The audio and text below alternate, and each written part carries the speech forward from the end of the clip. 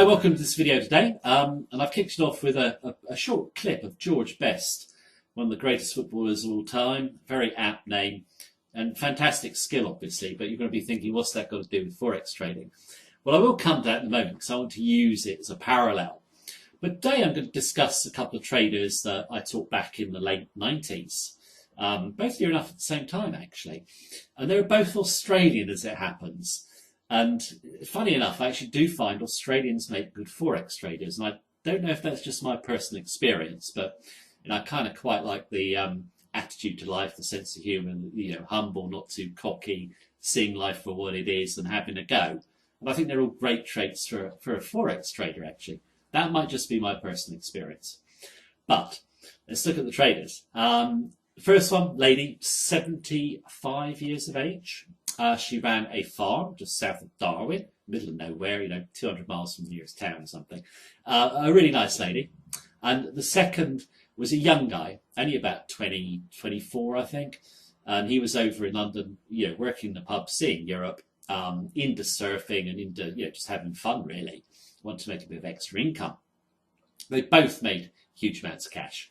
The lady took $5,000 up to $135,000 in a year. And the guy took just under 10,000 to 190,000 in I think about a year and a half, and then I lost contact with him. But I'm sure that he's probably still making money today. And I'm going to come to how they did it in a moment. Now, although just before I go on, although I taught them, I'm not taking any credit for their performances. Their performance was their own. Okay, they learnt off me, excuse me, just as I've learnt off other people. But they made the knowledge their own, and then they took it on and did it in their own way and made money. So, all credit to them, really. Now, the problem you have with Forex markets today and why most traders don't make money and, they lose before they've even started, really, is because they believe the fantasy of how Forex markets move. Look across the net, sort of algorithms, science, secret codes, and, you get robot traders selling the secret code of the market or a trading signal that's, 90% accurate. But of course, if you look at the Forex markets, it's humans like me and you. We are not scientific, we're emotional. So the market can move where and when it wants. And, excuse me, it just can do what it wants. It's like anarchy, really. Doesn't mean you can't make money. But if you try and back test one single setup, try and use it to make money, you're going to lose. And this is where I'm going to go back to George Best. Yeah, fantastic skills. But when he's running, he isn't running and using his skills in the same way all the time. He's got his eye on the defenders, where they're going, and he'll adapt to what he sees. If he ran in one way only, the defenders would soon sort it out and tackle him. He just wouldn't get anywhere.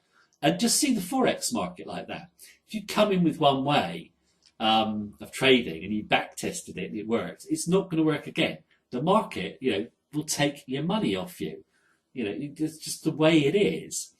Now, traders, believe this myth of algorithms and all the rest of it, but, forget it because, Forex trading is made to be very complicated and scientific. Well, if it all worked, 90% of traders wouldn't lose. 90% of traders lost, 50 years ago, still lose today. None of this science has made any difference. The great thing about Forex markets is they're very simple. Simple systems work. And all you have to do is have the confidence and discipline to trade them. But when you're trading them, you need to think. Yeah, and I think a lot of people just don't want to think. They want to delegate responsibility for their trading to someone else. That's disaster. You're not going to make money doing that. You have to do it yourself. It's a personal experience, and it's one where you actually have to think. But it's not that difficult to see a setup and just use your tools flexibly, or with flexibility. So you just got to get into that mindset of doing that, and then you can release your potential. Remember, it's very simple to learn, but you have to have flexibility, confidence in what you're doing, and discipline. Now I'll move to the two traders I was just discussing. The lady on the sheep farm, now she's fantastic. Very blunt woman, very straightforward. Didn't have a television even, just used to listen to the radio. Never listened to the news. Took the sort of system that we use and adapted it for her own trading. And all she would do is look for price spikes. Now, really sort of vertical price spikes. Now, we all know they don't last. The problem is, where do you go short? I mean, at the end of the day, that is the real key. But she had a set way of doing it. You wait for the spike. You watch the momentum indicators until they become extremely overbought, not just overbought. But then you hit it short on divergence. And you have a time stop, which I thought was cute. So basically, go in the market. If it doesn't start falling your way quick, and she had it as a day, that was all she would allow it, a day to go right, otherwise she was out. Extremely disciplined. If it went her way, there was a set target, and then out. Didn't matter if it rang on, she was out. And she would be very stubborn in terms of the size she'd want to use. She's quite big leverage and wasn't listening to any of us in terms of using less. But of course, although she was using big leverage, she did have very fantastic risk control, so that's what you have to have. Made a huge amount of money. A really nice lady, sadly departed now, but a wonderful trader and wonderful person. Now, moving on to our next trader, young guy, very laid back, just over here, having fun, working the bar, into surfing, all that sort of stuff, and kind of just really having fun. And he actually came into our office in those days, and asked a lot of questions. Asked to borrow some books. I mean, it was all very personal in those days. Drop in the office. It's not like it's a bit remote on the internet now, I think. So it's good to see people drop in like him. And he just wanted to make some money in his spare time, really. But he borrowed, good few books off me.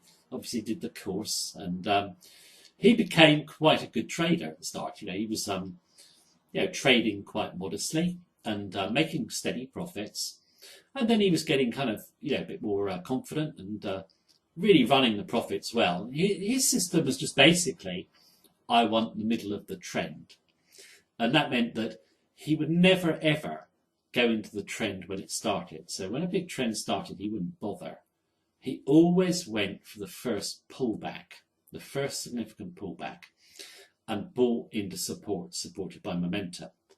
So that was what he did. And then he had a target, week or 2 weeks, and he was out. And he again was only using trend lines, a momentum indicator, and a volatility indicator in a very simple way. But what his strength was just coming in on a trend that had developed and just having the patience to wait for the first significant pullback and buy. And he did extremely well. What he did do though was he got up to about 80k, and then he started to gear up. So he over leveraged, not just aggressive leverage, seriously over leveraged. And he dumped 40,000 in his account. So basically half his account gone. So he came in the office the next day to discuss it. So I thought, well, actually, he's probably going to be a bit fed up. So, better get the drinks out, commiserations and all that. But, when he came, he goes, yeah, we'll have a drink. But I'm actually celebrating today. And I said, well, what are you celebrating, actually? I said, just taking a big loss. He goes, well, we beat you Poms at cricket, so that's good enough for me. Now, I quite like that because he just forgot his loss. And then he discussed it after and said, look, I don't really care. I know I've made a mistake. I'll correct it, and then I'll go on to make more money. So I've learnt my lesson. I felt the pain of a loss and a big one, and now I know what to do. And I think actually when traders do take a big loss, and all traders say, oh, I'll never over leverage or I'll never make a mistake, but they do. I mean, I've done it. I've over leveraged and made a mistake. And when you feel the pain of that loss and what you did wrong, then you never make the same mistake again. But you have to learn from your mistakes. So this guy, took it on the chin, took it in the right way, and off he went and continued trading, went back up to hit new highs in equity. Now, these two people I've just discussed, They weren't nerds in any sort of respect. They're ordinary people like you and me. I haven't got an IQ of 180 or anything like that, and I'm not a mathematical genius. And at the end of the day, that's the beauty of Forex trading. You don't have to be. Forex trading actually suits people who have kind of simple outlook and people who are quite modest and humble and respect the market. Over the years, I have seen so many so-called computer geniuses get absolutely hammered by the market, and they can't take it because they're too arrogant. So they always run their losses. I think Forex trading is an ordinary person's sort of business. Because it's the one business we can all do. It's down to attitude. And you need knowledge and trading tools and just the ability to think. Be flexible, have confidence, discipline, and then you're all set. People have often said to me, whenever I see one of your videos, I don't see a computer screen behind you.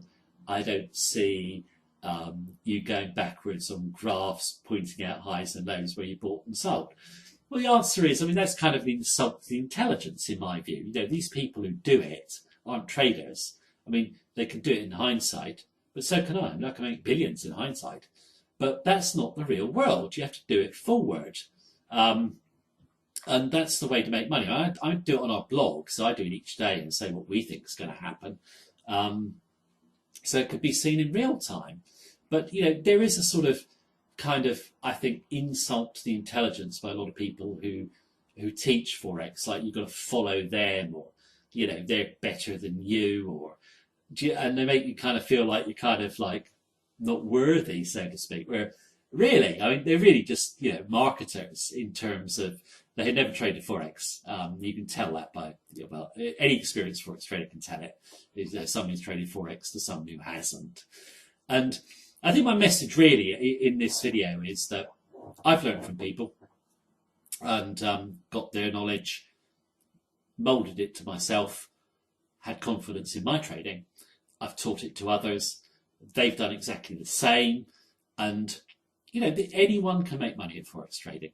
I think that's my real point. Don't believe all the fantasy of science.